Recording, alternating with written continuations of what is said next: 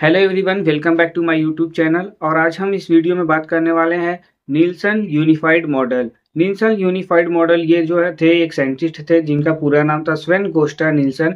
और ये 1955 में ये मॉडल प्रपोज किया था, जिसका मतलब है जो nuclear shell model nuclear deformation का एक एक्सटेंशन है। यह सिंगल पार्टिकल मोशन और न्यूक्लियस के एक्टिव रोटेशनल बिहेवियर के कॉन्सेप्ट को एक साथ लगाता है।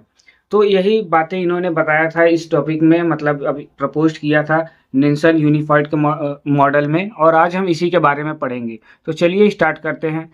The Nilsson unified model proposed by Sven Gosta Nilsson in 1955 is an extension of the nuclear cell model that accounts for nuclear deformation. It unifies the concept of single particle motion and collective rotational behavior of the nucleus, hence called the unified model. Sven Gosta Nilsson ने 1955 में Nelson unified model पेश किया था, जो nuclear shell model nuclear deformation का एक extension है। यह सिंगल पार्टिकल मोशन और न्यूक्लियस के एक्टिव रोटेशनल बिहेवियर के कॉन्सेप्ट को एक साथ लगाता है। In the ordinary shell model the nucleus is assumed to be spherical, but many nuclei, especially those far from magic numbers, are deformed harmonic oscillator potential with spin orbit and orbit-orbit coupling term to describe nucleon motion in such deformed field. इसका मतलब इन्होंने बताया कि जो ordinary shell model में nucleus के spherical माना जाता है, मतलब न्यूक्लियर को जो है हम लोग ऑर्डिनरी सेल में क्या मानते हैं, ये स्फेरिकल होता है। जनरली सिर्फ हम लोग स्फेरिकल मानते हैं न्यूक्लियस का। तो इन्होंने बताया कि जो ऑर्डिनरी सेल मॉडल में न्यूक्लियस को स्फेरिकल माना जाता है, लेकिन कई न्यूक्लियाई खासकर मैजिक नंबर के दूर वाले डिफॉर्म होते हैं।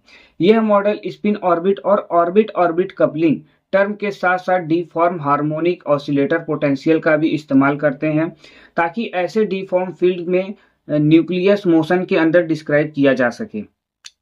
Why was it needed? मतलब अब हमें इसे मतलब इसकी क्या आवश्यकता पड़ी, इसकी क्या जरूरत पड़ी। The spherical cell model work well from nuclei near magic number 2820 but fails for nuclei far from them. These non-magic nuclei show properties like, इसका मतलब है spherical shell model magic number 2820 के पास वाले न्यूक्लियाई के लिए अच्छा काम करता था, लेकिन इनमें दूर वाले न्यूक्लियाई के लिए फेल हो जाता था। ये नॉन मैजिक न्यूक्लियाई ऐसे प्रॉपर्टी को दिखाते हैं जैसे कि large quadrupole moment indicating a permanent non spherical shape, मतलब बड़ा क्वाड्रुपोल मोमेंट जो नॉन स्फेरिकल शेप दिखाता है।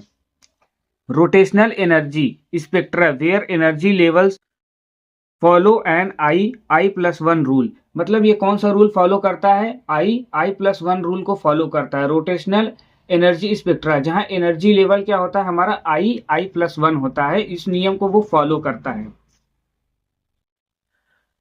The core concept of Hamiltonian, मतलब कि मुख्य कॉन्सेप्ट क्या है हैमिल्टोनियन का, ये बताना है हमें।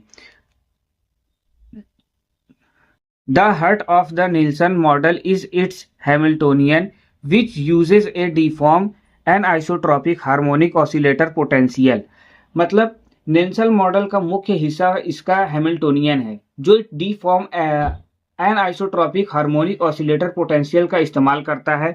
पहला पॉइंट है it introduce a deform parameter delta, मतलब बताया गया कि यह एक डिफॉर्म पैरामीटर है जो कि डेल्टा से डिनोटेड किया गया है।